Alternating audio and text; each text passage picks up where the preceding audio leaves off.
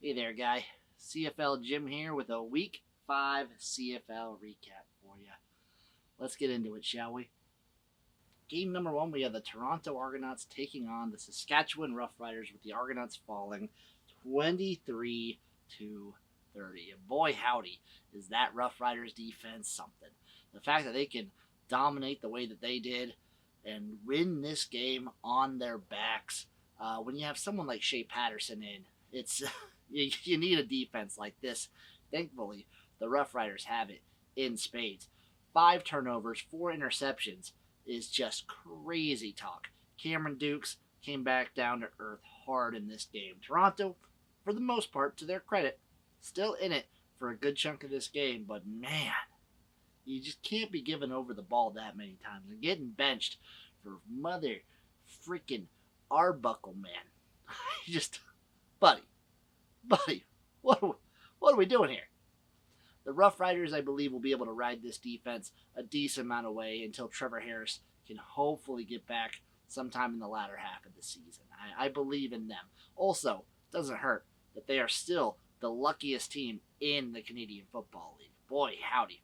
For the Argos, I still trust Dukes, but I don't know how far I can throw him, if that makes sense to you, you know?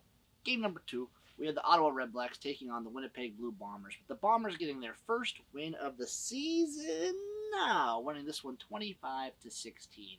This was kind of an old school football blowout, so to speak. It wasn't really. It was back and forth for a good chunk of the game, but man, if you like old school pound the rock football, this game was for you. Oliveira, fantastic. Strevler, running the ball like a great QB. And of course, I can't forget Armstead. I mean, this was a running clinic for both teams, honestly, but Ottawa had literally zero answer for the running attack that Winnipeg was trotting out there. Doesn't help, by the way, that your starting quarterback gets knocked out of the game pretty early on in the first half, and then you got to rely on Dustin Crum, which you've heard me talk about the guy. Not really who you want to be relying on when it comes to crunch time, but congratulations to the Bombers getting your first win. Maybe we could see if this kind of dominoes into subsequent wins. They're going to be rolling with Strevler for a little while, I believe. I think Kolaros is... I'm going to say it again. I said it last week. I'm going to say it again. I think Kolaros is coming back. But man, at this point, I just don't know with the Bombers and these injuries. For Ottawa, throw this one in the garbage. Put it behind you. Your quarterback was hurt. Just keep moving on. You're having a good season. Don't let this derail you. Game number 3, we had the Calgary Stampeders taking on the Montreal Alouettes, with the Alouettes winning this one 30-26. Back and forth.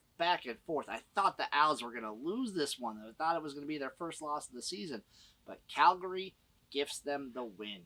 Really, it was just turnovers keeping Calgary in this game, and Montreal getting off to sort of a slow start. But once they start grooving, feeling themselves, it's so hard to imagine anyone being able to beat this Owls team. And Calgary of all the teams did it. But you know what? That's why the Stampeders are on the top of the bottom of my power rankings. This is a fun game. This was a blast. And you know what? There was even a blocked field goal. The CFL has something for everybody, doesn't it? For the Owls, go ahead. Keep trudging. Keep moving. This was a little bit of a sloppier game than you're used to seeing from them this year, but they're going to be fine. For the Calgary Stampeders, take this. Learn from it. Improve. Maybe you can move into that next tier. In game number 4, we had the BC Lions demolishing the Hamilton Tiger Cats, winning this one 44-28. And honestly, I don't even know if it was that close. The Ticats had no hope in this one, with BC getting out to a lead quick and hard. The Cat Bowl was easily decided, I believe, I don't know, probably the first quarter, honestly. It was going to be an offensive game. It was going to be a shootout, but Hamilton wasn't invited until the second half when their offense started to pick up a little bit. And I don't know, the booing for Hamilton, I feel like things are starting to feel a little bit hopeless over in Hamilton, Ontario right now. They're spiraling at the moment. And BC, congratulations, you finally listened to my advice and started capitalizing in the red zone. Good on you. Good job. Vernon Adams is so sexy when he's on like this. It's so fun to watch. This team is special, and I think they can do some real damage and see themselves move up and up and up and up and up on my It's going to be something fun to watch. And last but not least, folks, I have my CFL Jim power ratings for the CFL's Week 5 week of CFL action by me, CFL Jim, for you, the CFL fan, watching the CFL Week 5 CFL power ratings. At number 9, I have the Hamilton Ticats spiraling down all the way to the bottom where they should stay because this team flat out stinks. They can't do anything right. They can't even string good performances together week in and week out. At least some of the other teams have good performances consistently. They're just not getting the wins. Hamilton, you look embarrassing out there. Clean it up. At number 8, I have the Edmonton Elks. Didn't play this week. They still remain near the bottom. Climbing above them is the Winnipeg Blue Bombers. Guess what? You get a win, you climb up the power ratings, and you look good while doing it. That counts for a lot. At number 6, I have the Calgary Stampeders. Still the top of the bottom.